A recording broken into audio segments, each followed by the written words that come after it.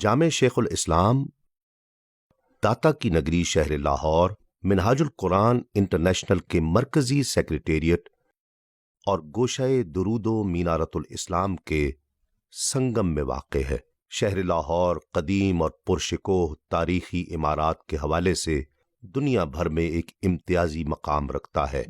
فن تعمیر کی شاہکار عمارات کی فہرست میں جامع شیخ الاسلام ایک نیا خوبصورت اور خوشگوار اضافہ ہے۔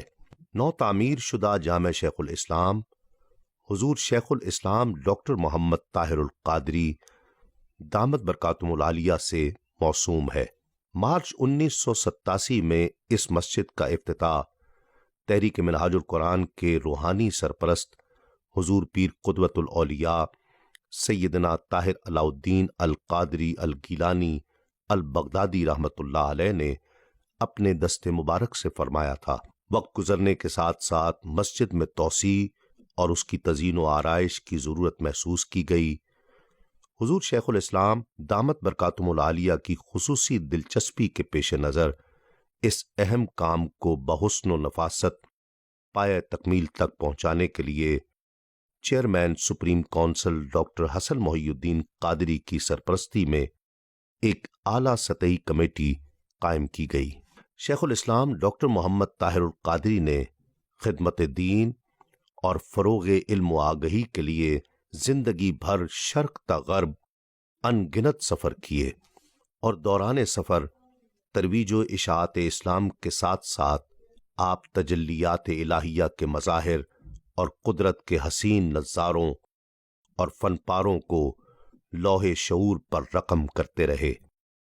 انہوں نے عرب و عجم کے ان اسفار میں جا بجا ذوق جمالیت کے کمال کو چھوتی ہوئی مرصع و منقش مساجد کو اپنے ذہن کی تختی پر مرتسم کر لیا۔ آج ان کا یہی ذوق جمال جامع شیخ الاسلام کی صورت میں ماحول کو روحانی و نورانی اور بقائے نور بنائے ہوئے ہے۔ اسلامی فن تعمیر میں مراکش، ترکی، ایران اور سمرقند کے طرز تعمیر معروف ہیں۔ جامع شیخ الاسلام کی تعمیر میں تمام معروف طرزہائے تعمیر کے ماڈلز کو پیش نظر رکھا گیا ہے۔ اندرونی ہال میں ایرانی، بیرونی ہال میں مراکش اور ترکش طرز تعمیر کو اپنایا گیا ہے، جبکہ بیرونی حصے کی تعمیر اور تزئین و آرائش میں سمرقند اور بخارا ماڈل سے استفادہ کیا گیا ہے۔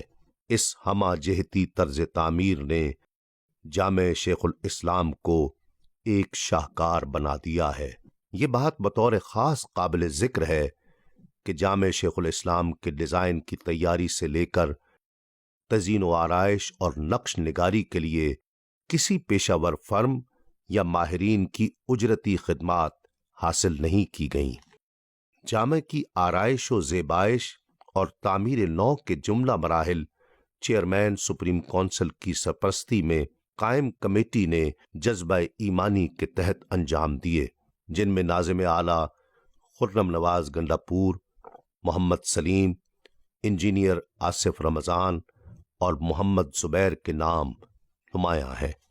جامع کی زینت و زیبائش میں مکمل طور پر ہاتھ سے بنی منقش ٹائلز استعمال کی گئی ہیں۔ گنبد کے ڈیزائن، سٹینڈ گلاس، دلکش و دیدہ زیب محراب اور خطاطی کے لیے عالمی شہرت یافتہ خطاط مسجد نبوی شریف استاد شفیق الزمان نے جذبہ خدمت اسلام کے تحت اپنی خداداد صلاحیتوں سے نوازا۔ جامع کو دلکش اور خوبصورت بنانے کے لیے مسجد نبوی میں خدمات انجام دینے والے نقش و نگار کے ماہرین اور نیشنل کالج آف آرٹس کے معروف ڈیزائنر نے بھی تجاویز اور مشاورت کی صورت میں اس کار خیر میں حصہ لیا۔ جامع شیخ الاسلام کی ایک انفرادیت یہ بھی ہے کہ آرائشی ٹائلز کے ڈیزائن سے لے کر جاذب نظر محرابوں تک دیواروں پر کندہ آیات قرآنی، لوح قرآنی، اسماء الحسنی اور اسماء رسالت صلی اللہ علیہ وآلہ وسلم کی نقش و نگاری اور اس میں استعمال ہونے والے رنگوں کے انتخاب تک تمام مراحل کو انسانی ہاتھوں سے سینچا گیا۔ یہ بات بھی قابل ذکر ہے کہ وضو خانہ جامع شیخ الاسلام کی مرکزی تعمیر نو اور زیبائش کے ماسٹر پلان کا حصہ ہے۔ وضو خانہ کی تعمیر و تزئین کرتے وقت ہر عمر کے نمازیوں کی طہارت و پاکیزگی اور سہولت کا بطور خاص خیال رکھا گیا ہے۔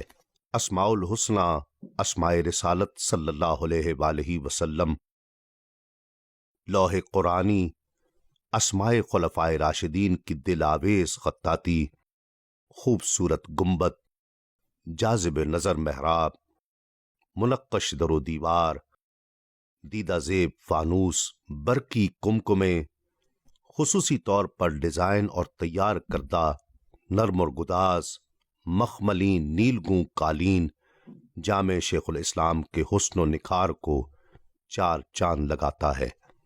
جامع کی عمارت کے اندرونی ماحول کو ہر موسم میں ہوادار اور خوشگوار بنائے رکھنے کے لیے چاروں اطراف میں نقرئی رنگ و روغن سے آراستہ ہائی کلاس ونڈوز بنائی گئی ہیں اور اندرونی دروازوں کے بالائی حصوں پر آویزاں سٹینڈ گلاس کو موروکن اسلامک آرٹ ورک سے سجایا گیا ہے۔ دعا ہے کہ قدیم و جدید فن تعمیر کا شاہکار جامع شیخ الاسلام تا قیامت شاعر اسلام کی ترویج و اشاعت اور روحانی بالیدگی کا ذریعہ بنی رہے۔